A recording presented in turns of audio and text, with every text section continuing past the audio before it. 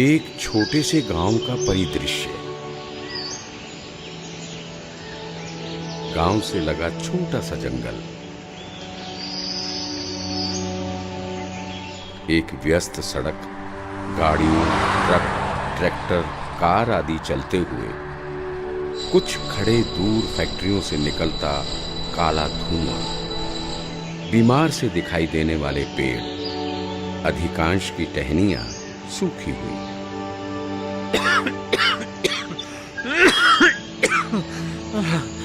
हाय, ये प्रदूषण, हे भगवान!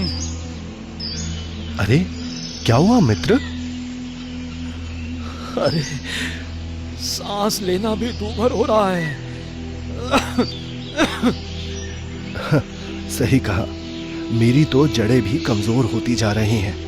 मानव आज प्रकृति का सबसे बड़ा विनाशक बनता जा रहा है। हाँ मित्र, मानव के बढ़ते लालच और महत्वाकांक्षा के कारण दिन प्रतिदिन प्रदूषण बढ़ता ही जा रहा है, जिससे सबका विनाश होना तय है। अब इनको कौन समझाएगा? अब तो पृथ्वी का अंत निकट लग रहा है। तुम सही कह रहे हो। प्रदूषण और दुराचार मानव में बढ़ता ही जा रहा है, परंतु अभी पृथ्वी का अंत निकट नहीं है। क्या? पृथ्वी का अंत निकट नहीं है? ये तुम क्या कह रहे हो? अरे मैंने कुछ दिन पहले ही दो लोगों को एक संत के बारे में चर्चा करते सुना था।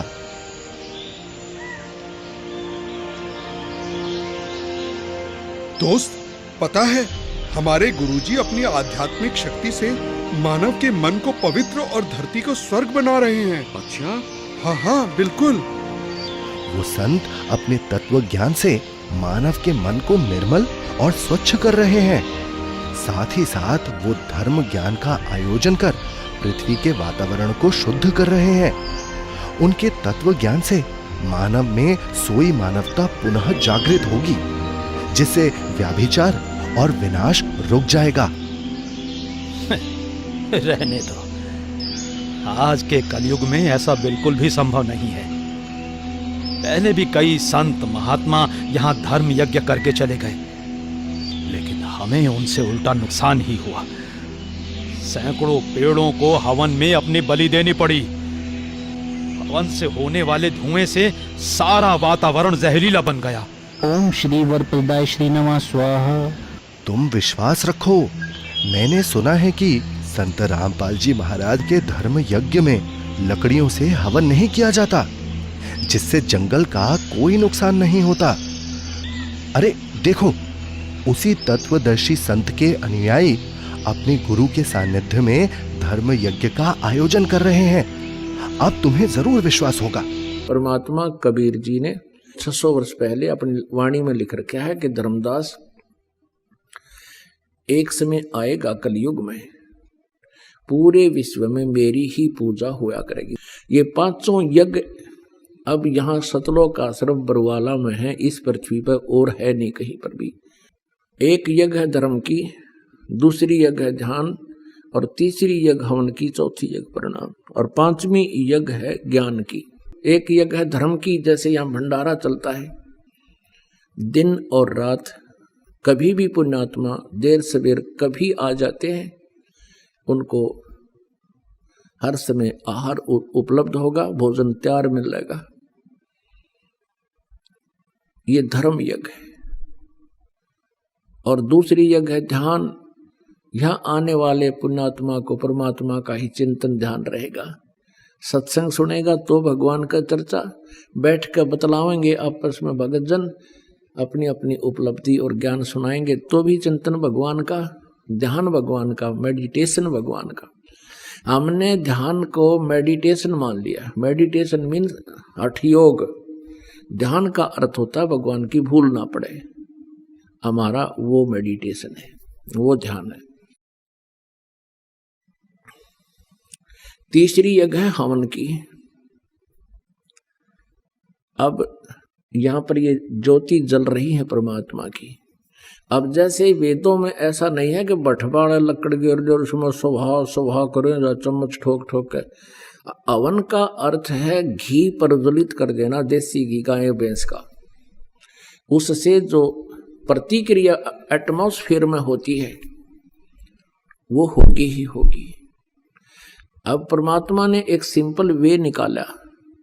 एक रुई, एक 100 ग्राम रुई, गणित 200 ग्राम रुई से आप चाहे 2 क्विंटल घी सवा कर लो, और यदि लकड़ियों में डालोगे तो उसमें मनमाने 20 किलो लकड़ियों में काम बने। तो 20 किलो लकड़ी जड़ेंगी, उनसे कार्बन डाइऑक्साइड अधिक हुआ, और एक 100 ग्राम 150-200 ग्राम रुई जड़ेगी, उसमें कार्बन डाइऑक्साइड बहुत ही कम होगा, और घी प्रज्वलित होगा। उसका जो वाष्पीकरण हो करके पूरे ब्रह्मांड में इसका बहुत तीव्र गति से इफेक्ट होता है, जिससे वर्षा होती है। तो अब ये धार्मिक अनुष्ठान पूरी पृथ्वी पर प्रारंभ हुआ है। एक यज्ञ है धर्म की, दूसरी यज्ञ है ध्यान, तीसरी यज्ञ है हवन की, चौथी यज्ञ प्रणाम, या प्रणाम करते हैं भगवान को। आत्मा में विनम्रता आती है, अहंकार दूर होता है। परमात्मा तभी निकट आता जब हमारे अंदर से ये करड़ापन कम हो जाएगा। हमारे अंदर ये जो अहंकार है बेमतलब का, बगैर ज्ञान के अहंकार किया करते थे, अदरंग मार जाता अफलातून को, बांगा मुंह हो जा, आँख टेढ़ी हो जा, मुंह को पानी निकले, माखी निकले, और बड़े हाथ भी ना उठे, क्या का अभिमान इस मिट्टी का। लेकिन काल ने तो कर्म बिगड़वाने से मतलब है। और 5वीं यज्ञ है ज्ञान की। तो ये सभी धार्मिक अनुष्ठान शास्त्र अनुकूल जो प्रारंभ हुए हैं, इससे पूरे विश्व में सभी समृद्ध हो जाएंगे। और सबसे बड़ी बीमारी जो हमारे लगी हुई है या माया जोड़न की है, एक कोठी की बजाय 2 कोठी बना लो, फिर 3 बना लूं, छोटी कार ले ली, फिर ने सोचा 20 लाख की ले लूं, ये बकवाद खत्म हो जाएंगी आपकी कति। आप ठीक कह रहे थे, उन्होंने कोई हवन कुंड भी नहीं बनाया। मुझे तो इस धर्म यज्ञ का अनुष्ठान बहुत ही शुभ मालूम पड़ता है। मेरे मन में अभी से ही शांति की अनुभूति हो रही है। तुम देखना, ये धर्म यज्ञ संपूर्ण होते होते यहाँ का सारा वातावरण शुद्ध हो जाएगा।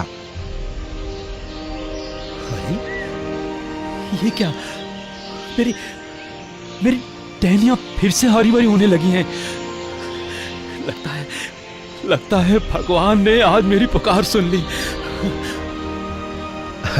हाँ, तुमने सही कहा। ये देखो, मेरी भी टहनियां पुनः हरी भरी होने लगी हैं। संत रामपाल जी महाराज के आध्यात्मिक ज्ञान में बहुत शक्ति है। मुझे एक बात समझ नहीं आ रही है। यहाँ पहले भी कई संत महात्मा धर्म यज्ञ करके चले गए, लेकिन हमें राहत नहीं मिली। परंतु आज मुझे इतनी शांति की अनुभूति और वातावरण में शुद्धता क्यों महसूस हो रही है? पहले जितने भी लोग धर्म यज्ञ के नाम पर आए, वो सब नकली और ढोंगी थे। संत रामपाल जी महाराज अपने अनुयायियों को शास्त्रों के अनुकूल सत्य भक्ति प्रदान करते हैं। उनकी भक्ति में शक्ति होती है।